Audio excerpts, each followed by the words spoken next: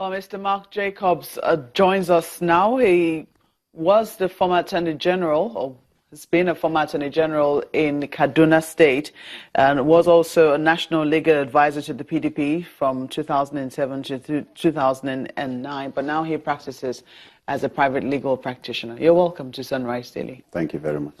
Well, you saw the development happening, I think, on Saturday, 4th of February, there, the foundation stone being laid for, I think, is it an army barracks in Kamfanchan, local government area. They believe that that would be one of the, if you station soldiers there, we could have a situation whereby at least peace is enforced. Do you think that will help?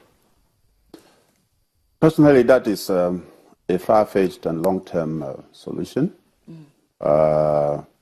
Yes, we can build barracks, but you and I know how long does it take to build a barracks. And we have a situation at hand. Would you wait until the building is completed before you take charge of the situation? We've been screaming since last year, literally from around April last year.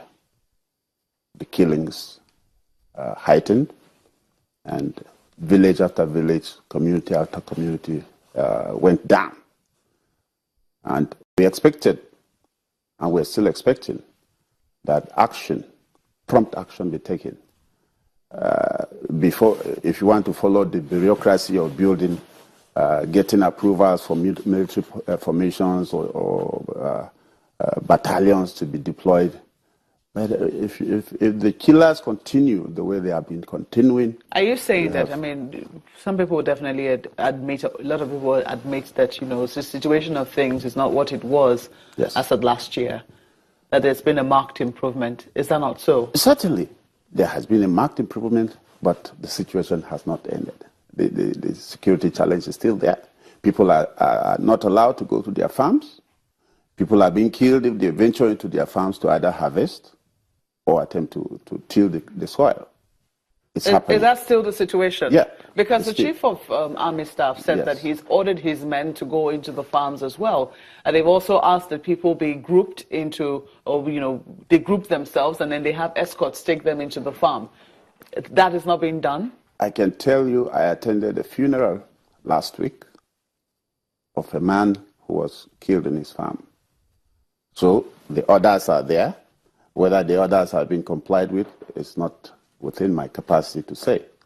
But we can say there are still victims being hacked down simply because they went to their farm. How rampant is that? It's quite constant. And people are afraid for their lives, so they don't even go to the farms. When you say it's quite constant, I mean, it's possible that, yes, one or two incidences may have happened, but in terms of frequency, how rampant is that? For me, I speak of what I have seen. And there are many incidences that are not reported. And it's not one isolated, idle community. No, the area is vast. And you may not even have the records of what is happening. But I know that the reports are so rampant, they're constant, weekly. You have 2, 3 in several villages that are victims, virtually happening every week. Governor Nasir El-Rufai was on Sunrise Daily yesterday, and he talked again about the roots of the conflict. He says that this has been on for quite a while. I mean, he talked about the very first time there was conflict in Kaduna and how since then there's been many more conflicts with almost nothing being done about it. So this impunity, according to him, has gone on unchecked. A lot of people believe that this is pure and plain criminality. He's vowed to bring the perpetrators of this, to justice. Do you think that that is feasible, and do you think it will help? First of all, Governor Nasir is full of froth and bubble. He talks more than he acts. And I will say, with every sense of responsibility, that he now stands as the spokesperson of the attackers. And I'll tell you why. You cannot speak as though you are Nasir El-Rufai, not as the governor of Kaduna State. If you are governor of Kaduna State, you must speak for everybody. A situation where a governor will open up and identify the church and community leaders of Southern Kaduna as the perpetrators, as the purveyors, as the sponsors of the killers of their own people. It's not just unfair, but sheer irresponsibility for anybody sitting as the governor to come on air and begin to use words like so-called